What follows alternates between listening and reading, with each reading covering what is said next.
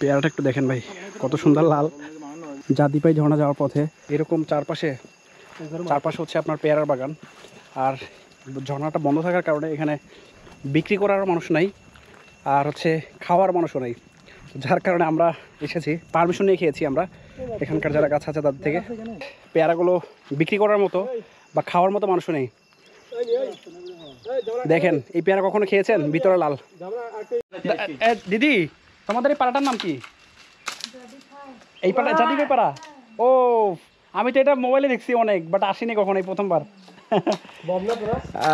জাদিপাই পাড়ায় চলে এসেছি, এখানে পেয়ারা খাবো। চলেন জাদিপাই পাড়ার সেই পেয়ারাগুলো কেমন আপনাদেরকেও দেখাই। পেয়ারাগুলো ছোট ভাই, বাট এখানকার পেয়ারাগুলো দেখে মনে হচ্ছে খুব টেস্ট হবে।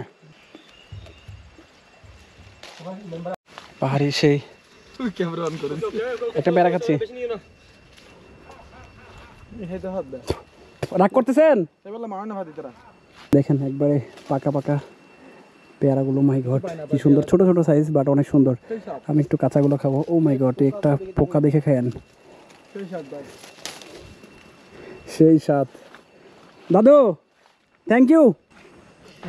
পেয়ারাগুলো দেখেন ভাই, একবার পুরো বড়ির মতো পুরোটাই, সাইজও যেরকম দেখতেও এরকম, বাট স্বাদ অসাধারণ।